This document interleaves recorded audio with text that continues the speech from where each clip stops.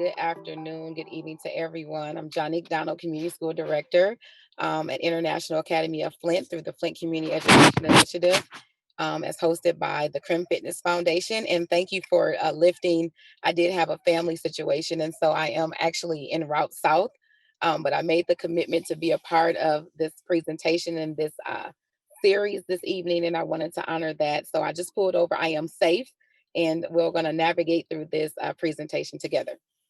So, just a brief overview. I wanted to take you through what is community education here in the city of Flint, the role of the community school director, what that looks like. So, my role actively engaged in the school and in the community, how you can partner with the schools and lift some of the activities that we have done previously and maybe lift some thought.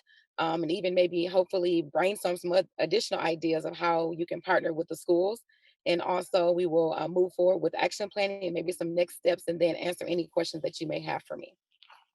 Next slide. Okay.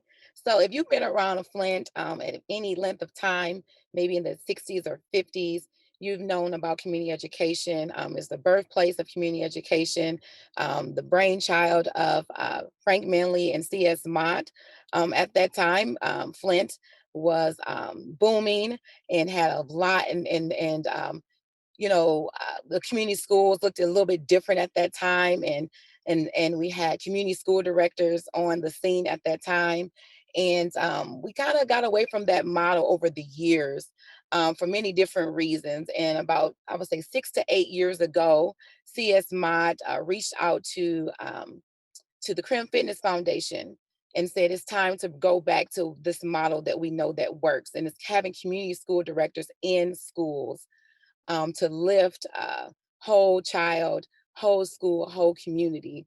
Um, Community schools and community education are two words that are used interchangeably, but community education in a nutshell is it's a community-wide, a city-wide model for engaging students, families, community stakeholders, just being a model for expanded learning, providing on-site services so that students and families can actually get services at their school in their community if they so choose. They can walk up there to that school, they can ride their bikes up to that school, but that the services are there holistically in those buildings where the community and the families and the students can engage. Is really focused on partnering with families and other stakeholders so that we can cultivate vibrant communities. And this is Teresa. If anybody remembers that process when we started moving to community schools, you'll remember that that was a big part of it was a big outcome from the Flint master plan Yeah, process. I absolutely. remember a lot of people who are in this call were at a lot of those meetings.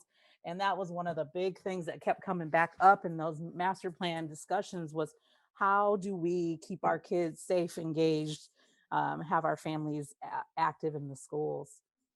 Absolutely. And I know that we're working really closely with different entities to, again, to continue to think about community education. How is it implemented? We have our monthly collaborative meeting where we have our key stakeholders at the table thinking about how do we continue to deepen our reach, our impact across the city of Flint. Back in the day, community education was primarily in Flint community schools. And just 3 years ago, we lifted community education in charter schools, International Academy of Flint being the first charter school. I started about 3 years ago. And so began that work of working inside of a charter school to lift community education. We now have 13 community schools across the city of Flint, two of which are charter schools. So International Academy of Flint and also the Flint Culture Center Academy is the other charter school. The goals of community education are, as listed, to increase student attendance. So making sure that young people are at school all day for the full day and on time. We know that we can have a lot of awesome programs, a rigorous academic portfolio. We can have the best teachers, leadership, but if we don't have students at school, then it makes it really difficult to push academic achievement, social emotional learning, etc. So it's important that we have students in the seats. And so that is one of the goals of the community education initiative, is to increase student attendance, to also increase graduation rates and grade promotion. So again, when students come in kindergarten into our buildings and they're branded 2024, that they graduate in 12 or 13 years, 2024. And even if that family leaves that particular school and goes to another district or even moves outside of the state, they again will still graduate class of 2024. And also with our graduation rates, again, making sure that our young people have the tools and the resources to be able to graduate as identified. Third grade reading levels. There's a third grade reading law that talks about proficiency of our third grade students being as deemed by the state test, making sure that students are able to read and are proficient readers, and before they are promoted to the next grade. And that if they're not, then there's a chance that they could be held back. So again, it's important for us to support our third grade readers, and not only their third grade readers, but what we found at IEF in particular, and looking at our scan, and I'll talk about scan in a moment, is that we have to strengthen our adult learners, so the parents and caregivers and their literacy, and that in turn will be a strategy that helps support the third grade readers. And then the last goal is neighborhood impact, and that is the space that I'm going to take this presentation from today, is really focusing on neighborhood impact. We So deliver this. start thinking about how you see yourself in that little neighborhood impact bubble. Absolutely. And I'll also say that we don't do this work alone. We have key stakeholders. So in that logic model that was just shown on the screen, as far as our health services, we partner with Genesee Health Plan. We have a community health worker at each one of our schools that is lifting the Flint registry, that's helping families get connected to medical insurance. We also have at International Academy of Flint, we have Michigan Medicine through the Ross Health Clinic through University of Michigan Flint, parent engagement. We have adult education, several partners coming in to lift programming for families and adults.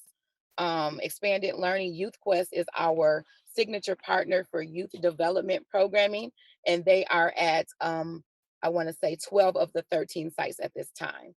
And we, for early education and early education support, we partner with the Genesee Intermediate School District as well as the Flint Children's Museum.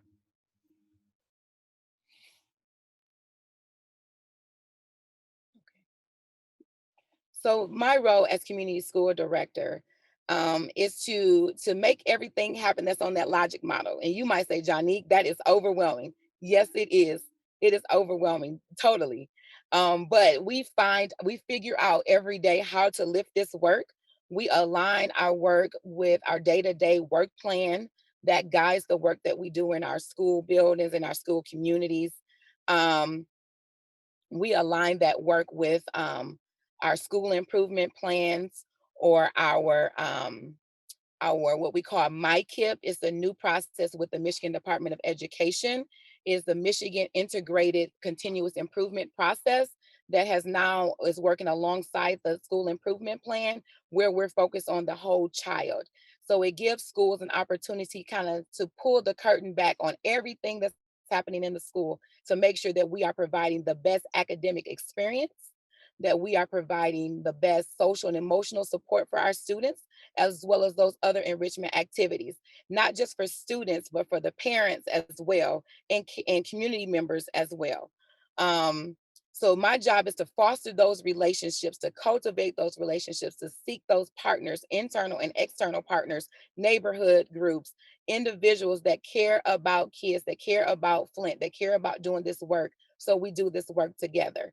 So that's part of our responsibility as community school directors, is to lift this work together and to figure out how we can collaborate and do this work.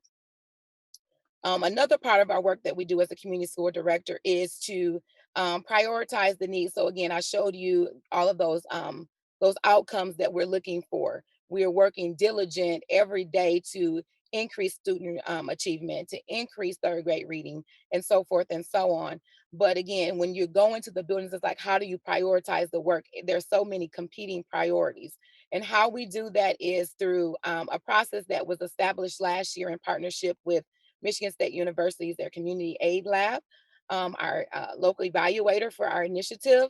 They came up with the community school, the school-based collaborative assessment of needs, SCAN. And through that process, we had created a survey that went out to key stakeholders. So you might have been tapped by someone from my team or someone from the community advisory team to complete a survey, reflecting your ideas about how do we prioritize this work, what's feasible, what's doable, what's important, and to what level. And from that data, it was analyzed, and the report came back in two specific areas that was lifted for International Academy of Flint was third grade reading and neighborhood impact. In particular, with third grade reading, what lifted for us and came to the horizon again, like I said before, is that we need to strengthen our adults. We need to strengthen our adult caregivers. We have a lot of grandparents raising their grandchildren. We need to support them. And then we have a lot of adults that need some support. We have young parents that need some additional support. So, in order to move the needle with third grade reading, we need to take a step back and work with families as a whole. Another priority, like I mentioned, was neighborhood impact. And so realizing that um, we haven't done such a great job, and we talk real transparent in our meetings about what has happened, what has not happened, and where we, our vision. And one thing that we realize is that um, I think we kind of attempted to reach out to neighborhood groups, maybe not so well, maybe not. It just depends on who you ask. But then we kind of shifted our focus to really focusing on implementing community schools within the school. So our internal, making sure that our Youth Quest program was, tip top shape, that we have processes in place, thinking about how do we strengthen our student life organization, how do we bring financial literacy to the school for our students? So thinking about all of these internal things and starting to build capacity with our parent programming, working with our parent connection and other adult education partners.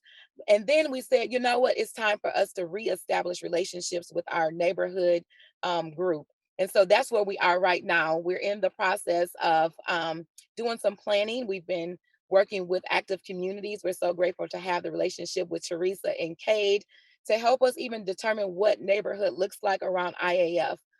Traditionally, community schools were in the neighborhood, and those students and families that lived in the neighborhood, those students walked to the school, right?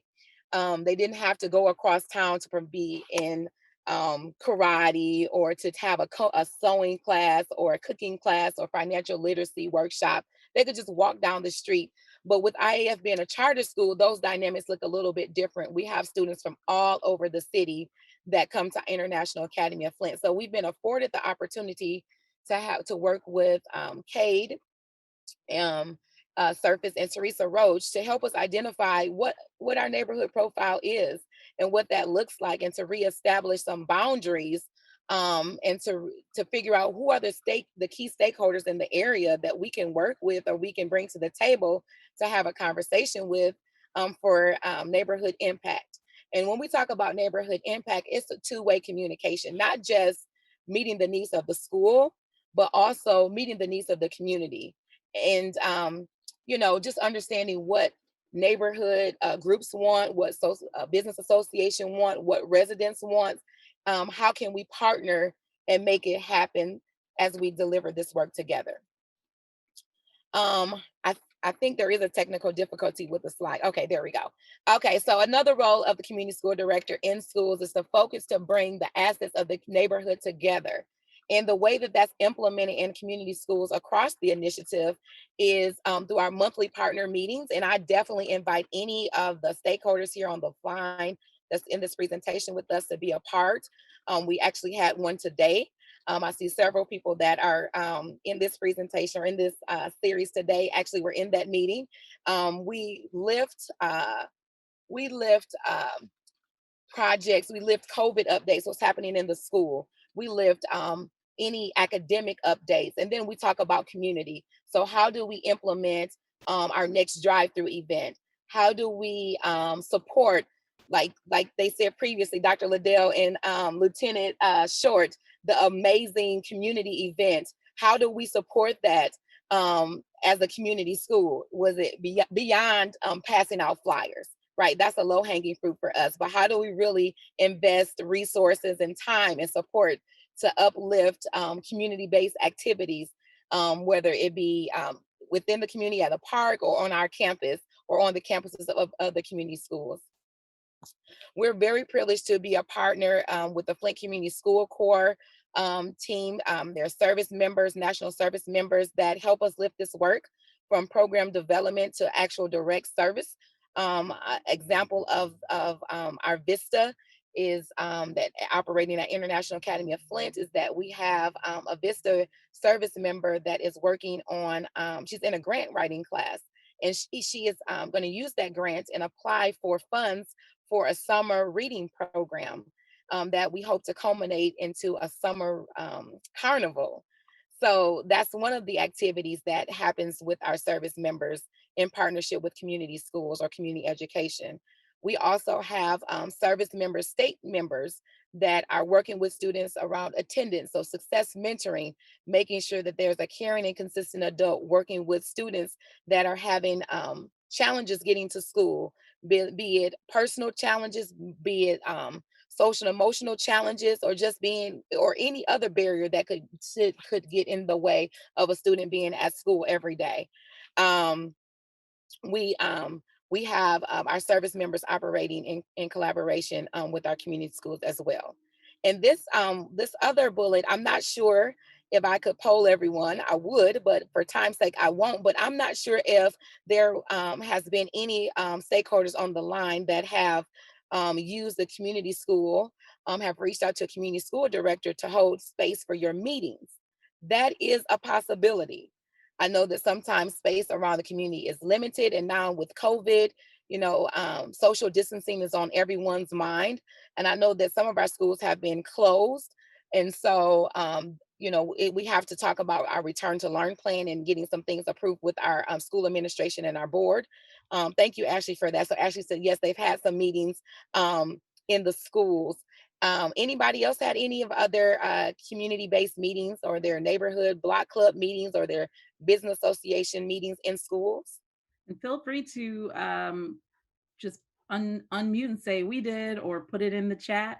I know one year we did before Neighbors Changing Flint existed, we did a um we did something similar to Neighbors Changing Flint. It was only about like policy and stuff. And we did that at Doyle Ryder. And then I think we did one of our Neighbors Changing Flints at Brownell Homes, maybe, or something similar. Might have been just as similar. Oh, Brownell Homes, they have their meetings at Brownell Homes. NEH interns did engagement sessions and they hosted them at International Academy. They did them for the neighborhood map and resource Mhm. directory projects. Yep. So there are Yeah. possibilities, and thank you for sharing. I wanted to just lift that because sometimes there's an opportunity sometimes that gets missed, and even just sometimes I know that space sometimes can be very scarce in bringing people together. And so again, that is an opportunity to bring groups together to have this conversation. Brownell Homes, I know that you all are working with Jermaine Jones over there, and I know you're well connected. And I'm sure there's others on this line that are connected with their community school director. But if in fact you're not, I definitely want to lift that today, that invitation to really reach out to your community school director so that we can build a relationship and definitely become true partners in this work together. Next slide, please.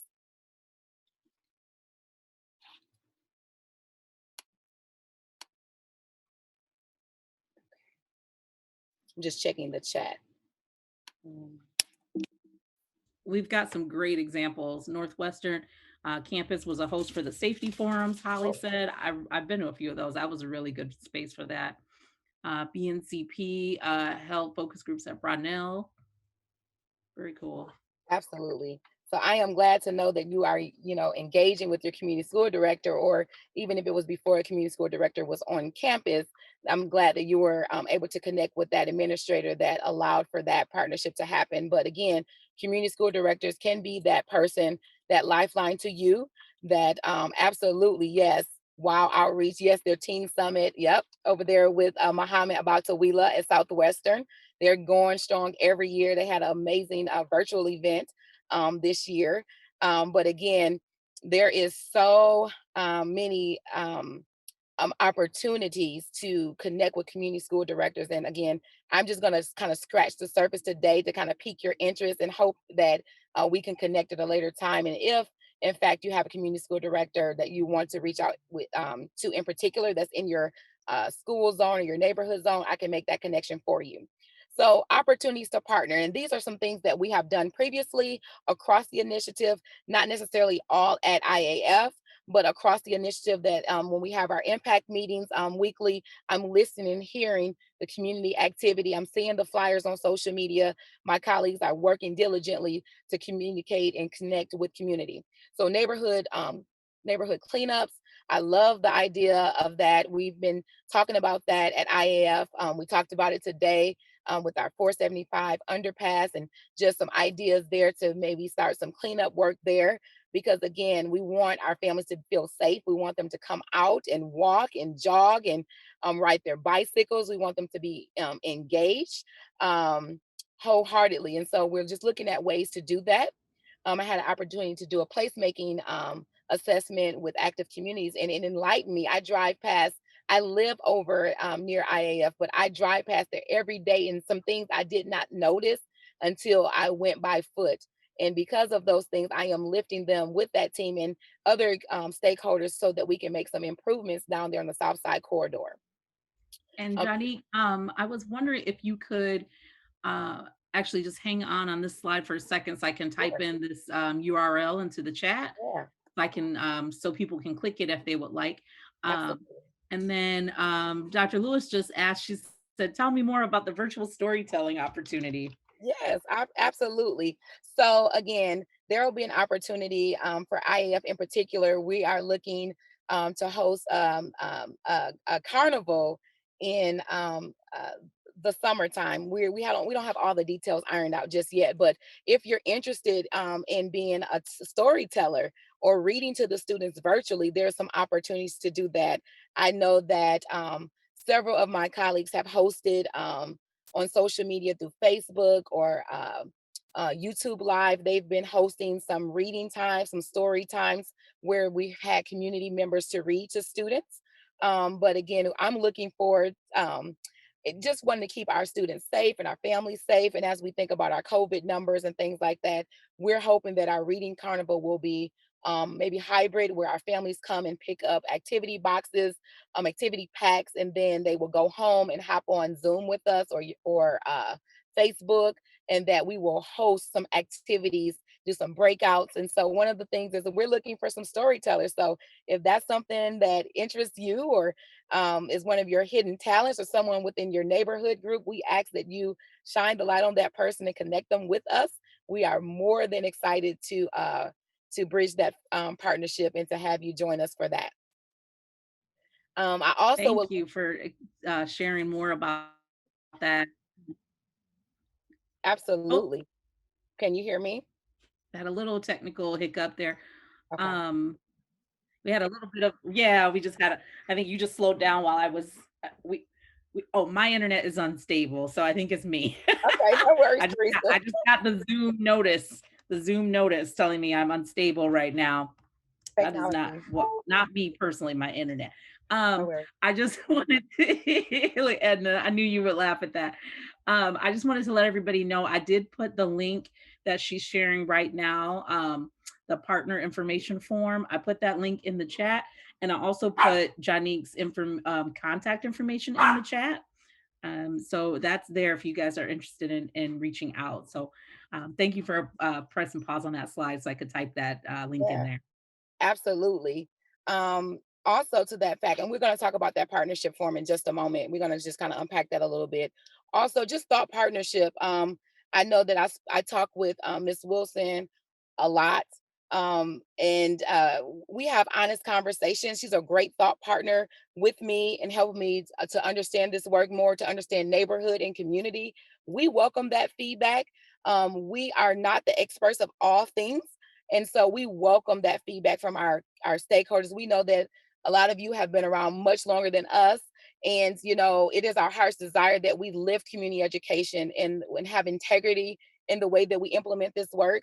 And so we appreciate the feedback, constructive feedback, the positive feedback, the celebrations, and even sometimes working through challenges. We appreciate that. I know I appreciate that so much because that's how we grow. That's how we evolve and become the best community school that we can. So, again, we welcome that thought partnership.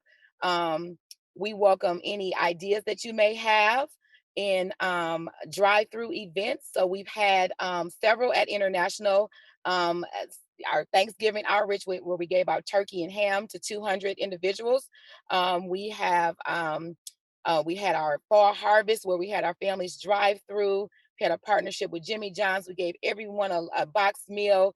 They picked up their activity packets in collaboration with Youth Quest. And then we had about 50% of those families, and we're talking about parents, caregivers, and children, hop on and celebrate. We had Youth Quest team members lifting activities, ghost sucker activities, and reading books together. It was amazing. Initiative wide, we've done several giveaways on Harwood Plaza, at Southwestern Academy, at ALA, where we just bring all of our partners together along with our service members, and we just serve our community. That's what this is about, is really service and lifting community.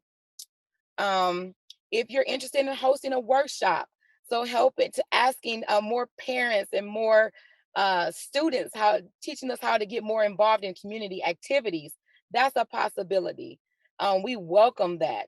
Again, we want to be more than a flyer passing. Like, I will pass your flyers, I will blow them up on our social media, I will put them in the parent newsletter, I will put them on our in our schools. We have welcome monitors, huge welcome monitors in our foyers.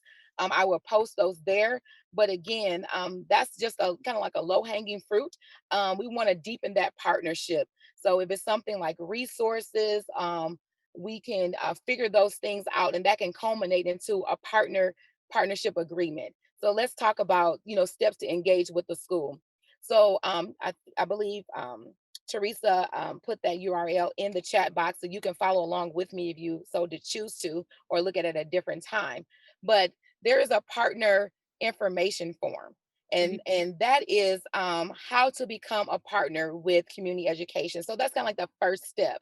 Or you could, reach out directly to the community school director to have like a pre-conversation before you complete that form.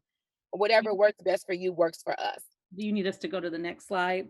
Nope, you can stay right here for a second. Okay. So to complete the community partner information form, that's the way that's telling the school and or CRIM that you're interested in coming on as a community partner, or the potential to be a community partner. And it'll ask you questions about what programming do you have, how would you like to engage, is it an in-kind situation, or is it there's a financial cost, and it drills all the way down to what you're, just asking a lot of questions. So it helps us to determine um, a conversation that we want to have with you. So it equips the community school director as well as CRIM with some pre-information, so that when we enter into a meeting with you or your organization, we know how to prepare for that meeting. So that's kind of like our first steps, or our preliminary part of this partnership. Then again, you can communicate or contact the community school director by email, by phone. We will respond. Sometimes it takes us a day or so, but we will respond to you and follow up. Right now, I believe most of our meetings are virtual. But again, we can do it by phone. We can do it by Google Meet, Zoom, etc. Whatever works with between you and the community school director. So you can request that virtual meeting. This so during that meeting, we'll share ideas. We'll talk about our goals of the initiative. Again, it's all about alignment. So how does the project or the program that you would like to implement or that you would like to design, how does it align with the goals of this initiative, which aligns with our school improvement plan, or our MyKIP? It aligns with the overall responsibility of the school. And so again, we like to make sure we're making that connection. And again, it's easier to do that because we're talking about neighborhood engagement and neighborhood impact. And Johnny, if anybody has any questions or trouble filling that form out, can they call you and kind of say, Absolutely. I'm filling this out. I don't know exactly how to do this. They can just give you a call. Yep, they can give me a call, or you can reach out to Jennifer Halliday. She is a program manager for community partnerships and also our data evaluation team. And so her contact information is also listed. So if you look at that document, I believe at the bottom of that document, maybe at the top, there's her contact information. But again, I don't want you to get lost in that. If you have an immediate question, you can reach out to me and I will make the connection for you. And once we've met, we've talked about it, and we say, yes, we're ready to do this, we will formalize the partnership. And next slide, please. So I screenshot. This is a partnership agreement. So formalizing how we're going to work together, how we're going to engage together. Again, this helps the community school director to stay, to understand our partnership agreement, and also for our community partner, stakeholder, neighborhood group, or individuals to make sure that they are clear on the expectation and who's going to do what, where, when, and how. And so this document is just 2 pages that I screenshot of the community partnership. The partnership, I believe, is about 6 to 8 pages. And again, it identifies, you know, all of the particulars of the partnership. So who's going to do it? So what's the name of the partner, the individual or association or business group that's going to be entering into this agreement with us? Who's the contact person? Are you going to do this just at International Academy of Flint? Or are you open to doing this across the initiative? Maybe you want to start at an international and then eventually evolve and grow into working with other schools. That's a possibility as well. We work out all the logistics for time, space, financial contributions, all of those logistics. We talk about, the safety protocols within the school. We talk about COVID plans. All of those different things are nestled within the partnership agreement that we go over together. And then once you're comfortable and signing off on that, we sign off on that. And then that begins us moving forward and implementing the activity or program. Any questions about the partnership agreement or anything that I've talked about before? You can raise your hand by using the reaction button or just put in the chat. I don't see any questions right now. Okay, fantastic. This is an actual picture of community partners. So this was Genesee Health Plan and their community health workers and myself. We went out one summer, door to door, and this is how we culminated. We said we're all in this thing together, and that was our mantra at IAF for this year, excuse me, that we're all in this thing together, and we can't do it alone. And if we try to, we know that, you know, um, we can do so little, when we do it alone. But when we fortify our resources, our time, and everything, we can do so much more. We can accomplish more together. And that's what community school is, the whole model, the whole school, whole child. It's a comprehensive strategy to be able to support our community as a whole. And so we definitely welcome that feedback. We welcome opportunities to partner. Again, we welcome feedback, good, bad, or the ugly. We love it. I love it in particular because it helps us grow. And if you have any programming ideas, grants, or resources, we definitely welcome that information as well.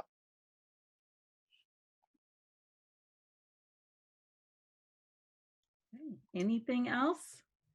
All right. Well, we've got some time here at the end. If anybody has any questions, any ideas, if you have questions about other schools, I'm sure we can try to help you answer some of those too. We really appreciate you being here. And we do have one question at the very end here, a poll everywhere. Yet again, I'm sure you guys are experts on poll everywhere now. But we'd like to know, would you feel ready to after this conversation, do you feel ready to schedule a meeting with a community school director for a first time? Would you feel ready to formalize a partnership? Do you feel like you already have a good partnership with the school and you don't need to take any action? Or do you feel unsure? Please help. Help. I feel unsure. I don't know what to do yet. Okay, It's cool. exciting. Yes. Wonderful. So a lot of people feel like they feel ready to schedule a meeting. Somebody said they're unsure. Mhm. Okay, and I did drop Janique's email, her cell phone, because it was part of your email signature. So your cell phone number's in there. So her Oh, email, her cell phone, and her office number is all in the chat. I will get that out when we send the recording as well. I had a technical issue this morning. Technology was not my friend. So I was not able to get the slides to everybody ahead of time, but I will be sending the slide deck and the recording out when we get the recordings. We'll have to just cut one of the slide presentations in half, part one, part two. So you will have all of her contact information. We also put Jennifer Halliday's contact information in the chat. She's the partnership manager for the whole program. So if a school near you is not IAF and you're like, I'm really interested about Eisenhower or Pierce or another school, Jenny can also help you with that. And I'm sure Johnny can direct you the right way. If you say, well, I really like Janique, I want to talk to her. She can direct you to the right person as well. absolutely. We're definitely a team. So if you're not sure where to start or you want to have a conversation with me first or, you know, use me as your thought partner, absolutely reach out to me. And I will follow up and follow through. And if there's some action needed on my part, I will do so. And if it's just making the connection with one of my colleagues, I will do so as well. Thank you so much, Janique, for being here. I really appreciate it. If anybody has any questions, we do have a few more minutes. Mark, you've been trying to ask a question.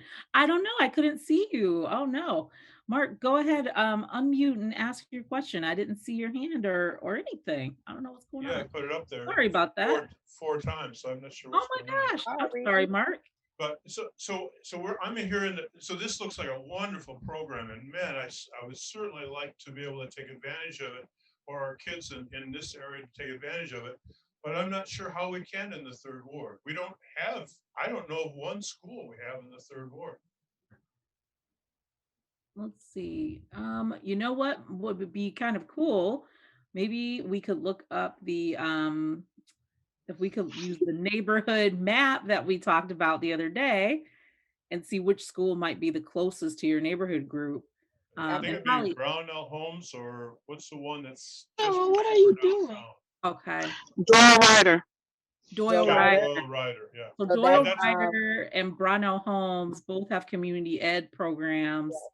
yes, yes. So but David those are Bush. quite a distance. I mean, so a lot of the folks, including myself in this area, we're on foot, and Mhm. so I mean, I was feeling sad for myself because I'm thinking, oh, this is a great program, and I would like to volunteer in some areas and so forth, but it's Oh, We can it's we can talk about it offline, if you will, and maybe figure out some strategies and some different ways.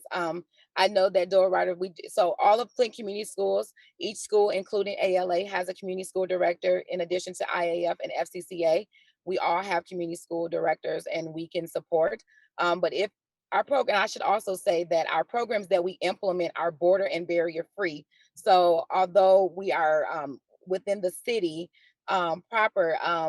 I do want to lift that we do have students that are outside of that attend schools outside of the city of Flint, maybe other charter schools. They come to our programs because we're border and barrier free, and we don't charge for programming. So we don't allow that to be a barrier. I can be very transparent. My niece goes to another charter school. She lives in Flint, but attends a school in Burton, but yet she comes to our school and plays on our basketball team. So again, our resources are nestled within the city of Flint, but again, Flint residents, if they their children or if the children go to other schools, they can still participate. And again, the same thing is for our adult programming. We're running a bougie on a budget couponing class, and we're in our second series now. Our first cohort got full, and they're ending on Thursday. So we have a second cohort that started on just yesterday, and we have someone from the Detroit area that joined our group. So again, border and barrier free. I will be mailing her her materials because she couldn't come to the school to pick them up. So we try to figure out, if you're not in the zone to walk, how can we still engage with you and work with you? And Mark, you bring up a really good point because, because of school closing issues and because of school siting issues, we've had schools that have closed in the neighborhoods that people are living in.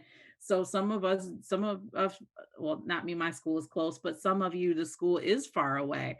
Um, so that's a really, really good point. And the next few months, I'll be working with Kate Surface on a project where we're basically doing some profiling, some neighborhood profiling around all of the other sites as well, and talking about what are the challenges, what are the opportunities, how can we engage. And I think that's a really good point to bring up, is that some people live far away from the schools because the school that was close to them closed. So that is something that we are going to be working on with the community school directors to help them with their neighborhood engagement, and their neighborhood impact. So Janique and her colleagues will probably be hearing from us, especially those who maybe are in areas where they're the closest school, but they're far away. Um, so that may be the case for like Brownell Homes. They're the nearest school, but they're far away from some of the neighborhoods. Um, so that's I'm really glad you mentioned that. That's now I got my brain is like doing things because that's a really, really good point. So I really appreciate that. I do too. And even with some of our programming that we were having on campus, if families had just transportation issues or challenges getting to the school, we would sometimes provide bus passes. So if you get there, we can get you back type deal, or we can send one of our vans. So we have vans at International Academy of Flint. So that is another opportunity to bring programming to families, delivering devices. I delivered a device to a home yesterday, only to realize that the power cord didn't work with the device that the student had. So I emailed the community liaison and said, hey, can you go pick up this device and bring it back to the school? I need this student online. So we really try to we work as a team and try to figure it out. Sometimes it requires that we get in our vehicles and we go, or we get in the school provided van and we go to our families. That's one thing, or we figure out how to get the families to the school, whether that is again partnering with Your Ride, MTA. Sometimes we just pay for it out of our pocket. To be honest, it's by any means necessary because we love community and we love our families, and we know that there's real challenges right now. For many different reasons, and so we try our best to remove those barriers and those challenges so that families can engage to the full extent, or even individuals to the extent that they will like. So can I add something real quick? Sure. So what's really neat about this program, when it first started, and I think, so it started, I believe it was the neighborhood, it was the Floral Park neighborhood, which was an all black school. So they tested it on the black kids, and the black kids just kicked butt. And so then, I mean, it was racist, but our black kids got a head start. And so this is, anyway, and so now it's coming up again right when we need it the most. And I am so grateful for this. Thank you so much. Thank you, Mark. Thank you so much. I really appreciate your comments and your feedback. We have so many diverse programs, and I didn't talk about our parent and child activities and two generational model, but we love to bring together different groups, our seasoned adults, and then our students. We love to bring them together, as well as different students. We're pretty diverse we have some diversity at international, and we welcome that. We welcome the new experiences and to learn not only our students but our adults as well. All right. Well, thank you so much, Jonique, for being here. Really, really appreciate it. I think we had some really good presentations today. Um, I learned a bunch of stuff that I'm like, I thought I knew that. I work at the same place, but Jonique is in the schools, and so sometimes I don't learn the same things as her. So this is really, really appreciated. So I think we are wrapping up for the night. Really appreciate everybody being here. We did our last poll everywhere. I will be sending out the email to let people know about the recordings that are available. And I'll also be sending out the slides, the presentations from today, just because I was having technology challenges this morning, wasn't able to get it out, wanted to get the reminder out as soon as I could. But we'll be sending that out. And then, of course, if you want to watch any of the other presentations that we've had throughout the series, you can go to crim.org/NCF.